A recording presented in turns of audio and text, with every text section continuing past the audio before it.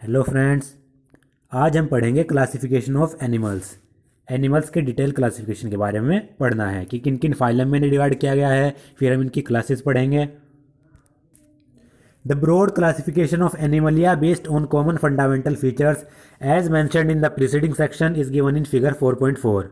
हमने पिछली वीडियो में हमने कुछ क्लासिफिकेशन के जो मतलब कैरेक्टर्स पढ़े थे। नोटोकॉर्ड्स हो गया, कोइलम हो गया और ऑर्गेनाइजेशन ऑफ सेल हो गया।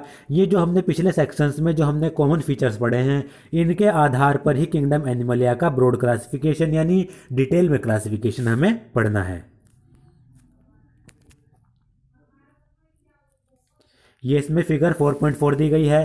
Broad classification of kingdom Animalia based on common fundamental features. अब ये कौन कौन से फंडामेंटल फीचर्स हैं? किंगडम क्या है हमारा?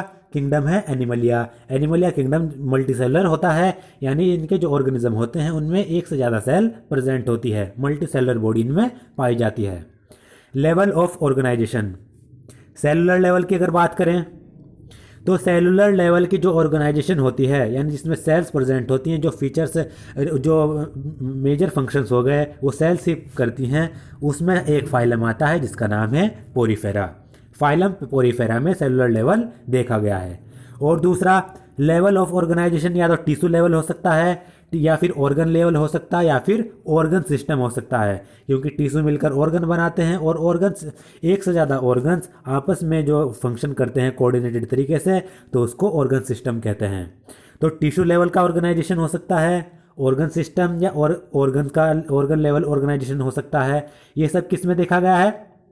इस प्रकार के जो ऑर्गेनिज्म होते हैं जिनमें इस प्रकार का ऑर्गेनाइजेशन लेवल पाया जाता है, उनमें दो प्रकार की सिमेट्री प्रेजेंट हो सकती है।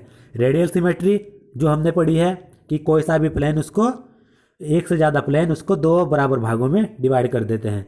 बायलेटरल सिमेट्री में सिर्फ एक ही प्लेन उसको दो बराबर भागों में डिवाइड कर पाता है।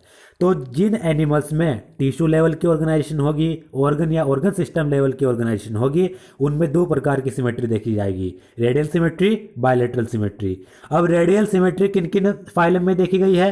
रेडियल सिमेट्री एक तो फाइलम कोइलेंट्रेटा में, जिसको पहले स्निडेरिया भी कहा जाता था, और रेडियल सिमेट्री दूसरे फाइलम टीनोफोरा में, तो कोइलेंट्रेटा या फिर सिलेंट्रेटा इसको कह सकते हैं, और दूसरा फाइलम टीनोफोरा। इन दो फाइलम के जो ऑर्गेनिज्म हैं उनमें रेडियल सिमेट्री देखी गई है, इंपॉर्टेंट है। बायलेटरल सिमेट्री, बायलेटरल सिमेट्री में भी तीन प्रकार के, यानी जो ऑर्गेनिज्म बायलेटरल सिमेट्री दिखाते हैं उनमें तीन प्रकार के एनिमल्स पाए जा सकते हैं। एक तो जिसमें बॉडी कैविटी ना पाई जाए, जिसमें जो बॉडी कैविटी थी, कोइलम थी, वो प्रेजेंट ना हो, वो एब्सेंट हो, इस प्रकार के एनिमल्स को कहते हैं एक्वाइलोमेट्स। इसका जो फाइलम का एग्जांपल है प्लेटीहेल्मिन्थिस।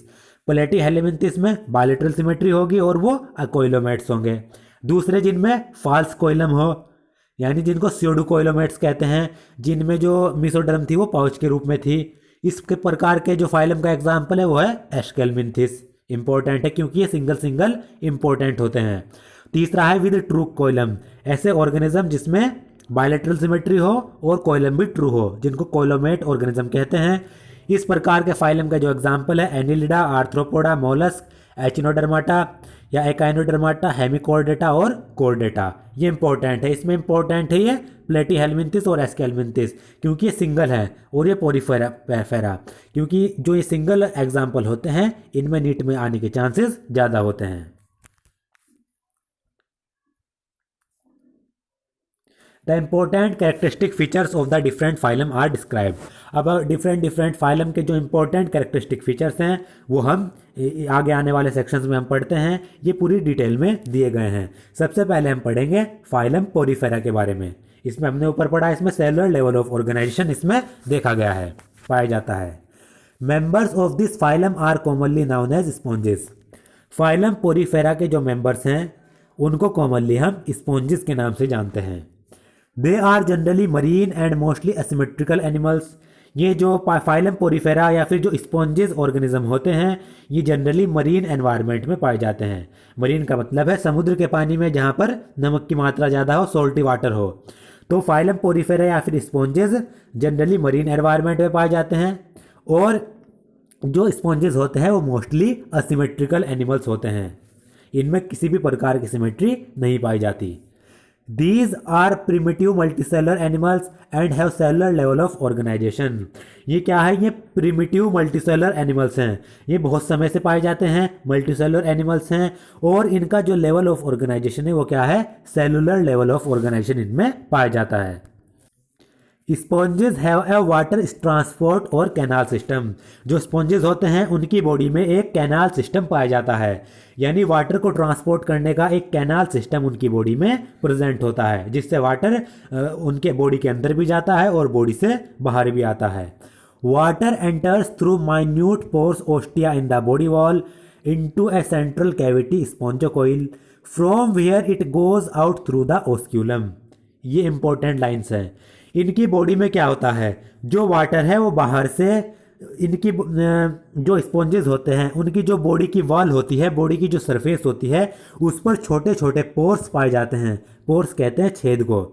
इनकी बॉडी पे छोटे छोटे पोर्स पाए जाएंगे जिनको हम ओस्टिया कहते हैं, और इन ओस्टिया की मदद से ही जो वाटर है वो इनकी बॉडी में एंटर करता है। और बॉडी में एंटर करने के बाद एक इनके बॉडी में एक सेंट्रल कैविटी होती है जिसको कहते हैं स्पॉन्जोकोइल। सेंट्रल कैविटी का मतलब है इनकी बॉडी के बीच में एक कैविटी होगी, एक खाली स्थान होगा जिसको हम स्पॉन्जोकोइल कहते हैं। तो वाटर ओस्टिया की मदद से या फिर माइन्यूट पोर्स की मदद से बॉडी में एंटर कर जाता है, और बॉडी के में एंटर करने के बाद एक सेंट्रल कैविटी होती है जिसको स्पॉन्जोकोइल कहते हैं, उस स्पॉन्जोकोइल में चला जाता है।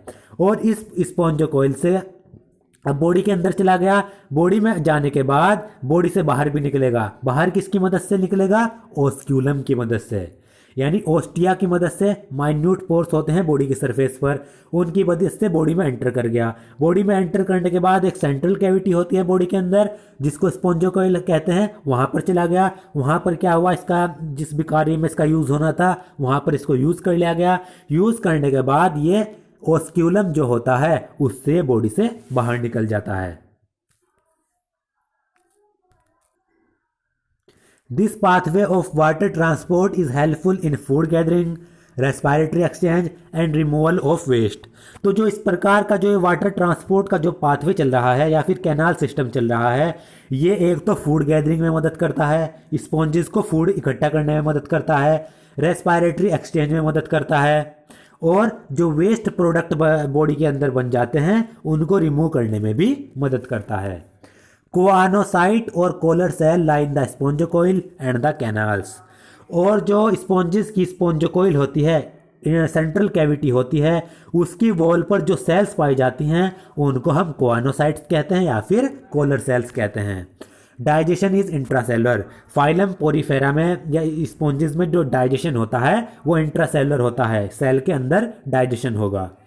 The body is supported by A skeleton made up of spicules और स्पॉन्जिन फाइबर्स। और स्पॉन्जेस की बॉडी को एक स्केलेटन सपोर्ट करता है, और जो ये स्केलेटन होता है ये स्पाइक्यूल्स या स्पॉन्जिन फाइबर्स का मिलकर बना होता है। Sexes are not separate hermaphrodite, that is eggs and sperm are produced by the same individuals। और जो स्पॉन्जेस होते हैं या फाइलम पोरीफेरा के ऑर्गेनिज्म होते हैं उनमें जो सेक्सेस हैं वो सेपरेट नहीं होते हैं, यानी वो हर्मेफ्रोडाइट ऑर्गेनिज्म होते हैं। हर्मेफ्रोडाइट ऑर्गेनिज्म में होते हैं जिनमें फीमेल जो सेक्स ऑर्गन होगा और मेल सेक्स ऑर्गन होगा वो एक ही बॉडी में, एक ही ऑर्गेनिज्म में प्रेजेंट होगा, यानी एग्स और स्पर्म एक ही इंडिविजुअल के द्वारा प्रोड्यूस होते हैं। Sponges reproduce asexually by fragmentation and sexually bye formation of gamete. जो स्पॉन्जेस में जो असेक्सुअली प्रोडक्शन होता है वो फ्रेगमेंटेशन के द्वारा होता है, यानी बॉडी एक से ज़्यादा फ्रेगमेंट में डिवाइड हो जाएगी और हर एक फ्रेगमेंट, हर एक पार्ट नए इंडिविजुअल में डेवलप हो जाएगा। अगर स्पॉन्जेस में सेक्सुअली प्रोडक्शन हो रहा है तो वो गैमेट्स के फॉर्मेशन से होता है। Fertilisation is internal and development is indirect. जो फर्टिलाइजेशन होगा वो इंटरनल होगा, बॉडी के अंदर होगा, और डेवलपमेंट इनडायरेक्ट होगा। जाइगोट का डेवलपमेंट इनडायरेक्ट होगा। कहने का मतलब है having a larval stage which is morphologically distinct from the adult. फर्टिल डेवलपमेंट इनमें इनडायरेक्ट होता है, और इनडायरेक्ट का मतलब है इसमें लार्वल स्टेज ऐसी आती है जो मॉर्फोलॉजिकली अडल्ट से डिफरेंट होती है, यानी पहले जाइगोट बन गया, जाइगोट के बाद लार्वा बनेगा, और जो लार्वा की जो मॉर्फोलॉजी होगी, शक्ल होगी, वो अडल्ट के मुकाबले डिफरेंट होगी। अडल्ट अलग से शेप का होगा, अलग मॉर्फोलॉजी का होगा, लार्वा अलग मॉर्फोलॉजी का होगा।